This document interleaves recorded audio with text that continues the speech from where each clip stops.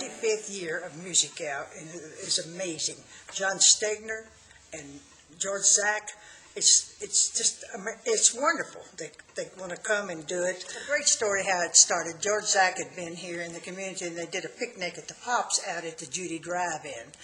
And somebody that was showing them around town said, "Let's go, I want to show you this pretty church up there on top of the hill." So this fella brought George in here to see this church, and George said, "I can just see strings and voices up there on that altar."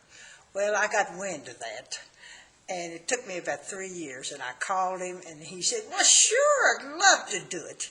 And that's how it started. We called John, and we had that first chorus, and I thought that would probably be the end of it, but then I called Dr. Zach next, and he said, "I thought you'd never call." And he would say things like that, So now it's just assumed that the first Sunday in December is Advent Musicale. 3 and 4.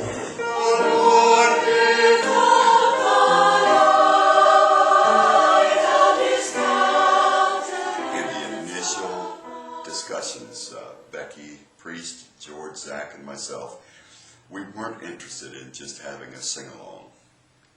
We wanted this to be something very special. And so for 25 years it has been a very special event. We don't do music that just anybody can sing. It's challenging. There are professional choruses that sing a lot of this music. The orchestra we bring in are usually first chair or very high-ranking musicians in the Lexington Philharmonic or other orchestras. So it's about both the music and the quality of the performance as well as the people. We just don't accept it if it's not just first class. And we have singers who ask to sing with us from several other communities in the state. And we've had singers who have driven from Maysville to participate, several from Lexington. We've had them come from the east, Moorhead, and we've even had some from Ashland come. And I'm trying to think, I believe one year we had some people come from London, and so we have people from other communities who join us quite frequently. So we've got singers in here who have been with us all 25 years, and they wouldn't miss it. It's not just a musical event; it's a spiritual event for many people. The performance and the concert is all wrapped up into a concert feel, a spiritual event, a majestic event because of the processional and the recessional. And so the people who do attend this, if they've attended it once or twice, they know exactly the caliber of this event. When I say caliber, the importance, the grandeur of this event. And so I've had many people out away from Mount Sterling see me someplace and say, "Oh, the Musicale is just the most important and most wonderful thing that we do in our city." The audience that we've had have always commented on the professional choral ensemble that we have here.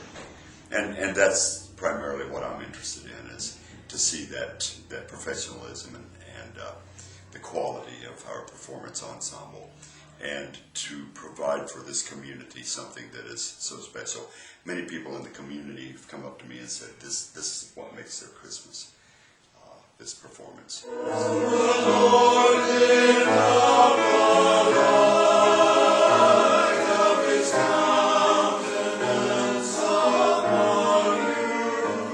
We've been present all 25 years.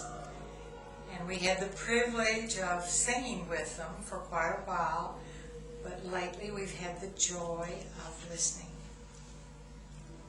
Oh, the special element is Dr. George Zach. For a small community like ours, to have Dr. Zach 25 consecutive years as the conductor of the Advent Musicale singers, that is very special. Dr. Zach could go anywhere, and as far as I know, we are the privileged community for for this particular event, and it is recognized as a sentinel event each year at Christmas time. The Advent Musicale's got one of the strangest beginning stories of any of the stories that we have, and many of them are also strange. This one is on the far end of that scale because it was so into my philosophy of serendipity. Anyway, I get through with the interview and I walk out of the radio station. Here's this lady out on the street who comes up to me and she says, I'm Becky Priest, and I want to show you something. And we started walking toward the Ascension Episcopal Church, which, as you know, is not very far from the radio station. And on the way there, she said, I'm not going to tell you anything, I just want to show you something, and then I want to ask you your observation. We walked into that back door of the church, which I was already impressed with, because in the middle of downtown Mount Sterling, there's this beautiful, charming church. And when you walk in the door, you're in a different world. You're in the 19th century. You're with old, polished wood. The smell of the polished wood lends a certain richness to the atmosphere. And the lighting was very ethereal, very much like we want churches to be, to take you from one world into an ethereal world, a different world. And I took one look, standing in the very back, toward the altar. And she said, what do you see? And my imagination kind of runs wild when I see something like that. And I said, I see a little coterie of musicians down there, and a choir behind them, and some really beautiful music. She said, when can you come? But instead of just performing, which the Philharmonic is used to doing, we show up and they had a dinner prepared for everybody that was going to be in the chorus and everybody in the orchestra, plus the people that were supporting this organization. We had this beautiful dinner, and then we walked over to the church, and the place was packed, wall to wall. And the minister there, they've had several since that time, but the minister walked out, and he had had some division in churches, as things happen. You know, people that have a different philosophy decide they're not going to come to church at 11 o'clock anymore. They're going to come to the 8 o'clock service and then go home before the other people get there. And that division started showing itself up in smaller and smaller congregations. And I'll never forget his introduction. He came out and he thanked everybody for coming.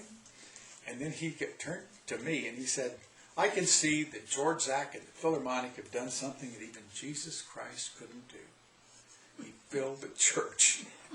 And I thought, this is not starting well. This is not starting well. And it was that way 25 years ago, and it will probably be that way in a couple of weeks. And I'll tell you why I figured this out. It's the way people think music not only ought to be, but the way it used to be. It's not the way it is. Now you dress up and you go sit formally and you don't talk and you're very, am I looking okay? When am I supposed to clap and all that? This is a reverent occasion. It's in a church, but it's not a religious service. But there's a reverential feeling about the music and what it does to people. And the people that we have exposed to the Advent Musicale have just decided they're going every year. The first one was so successful, and the community just was sparkling. There was no doubt that it had to continue. So I think it was just mass enthusiasm that nobody ever even said, do you think we should do this again? It was just a foregone conclusion. It's the spirit of the people that sing, spirit of the people that play. There's not a bored person up there that's being paid to play enough to where if he didn't like it, it would be enough money. You can't pay a musician to do something he doesn't like for very often, but he would just say, oh, I'll play it this time, and you'll never see him again. The musicians are incredibly devoted to playing the Advent Musicale, and they're very energetic about the way they play. You get their undivided attention. First of all, they're 3 feet away from the first audience member that they're playing for. That doesn't happen anymore. It used to happen all the time. You had these little concerts in the 17th and 18th century where people were just crowded around. They weren't public concerts, but they would be in the King's Chamber, and they would have a small orchestra and a choir, and it would be very intimate. I think that's what we've lost in music today, where you go and the success of a concert is there were 60,000 people there. And he put on a 2.5-hour show that just brought the house down. Well, how did he bring the house down? With 200, 300,000 people out there in a stadium. Where's your personal connection? You don't have one. You have this being in a huge conglomerate of people sharing an excitement of seeing a band or a singer that you like and watching all the pyrotechnics that they do with lighting and color and splashing sounds and so on. But there's no me to thee connection. And if music doesn't have that, it's not a gift anymore. It's a kind of presentation. It's, hey, you want this? You listen. We do it this way. Here's the music. You go toward people with the music. And they understand the difference. I want people to come to something like the Advent Musicale forever, to see and hear the way music can be a gift. I mean, it doesn't come from us. We didn't write it. And if you talk to any composer worth his salt or her salt, they would say, I didn't really write this. It came from somewhere. All I did was copy it down. It's that what he's talking about is the creative process, which we don't understand. The interesting thing is that the creator of the music doesn't understand it either. So I know that there's something magical going on in music, mystical, some people would say religious, and whatever you use as a word, you still can't explain it beyond that. And that's the secret of the Advent Musicale. We grasp the secret of that in a fleeting moment of, we all love to be here. That's why we're here, to play for you. And the gift is to you. It's amazing to me what an impact this has on people. I think Christmas season tends to be rushing around and buying presents and a lot of frantic stress.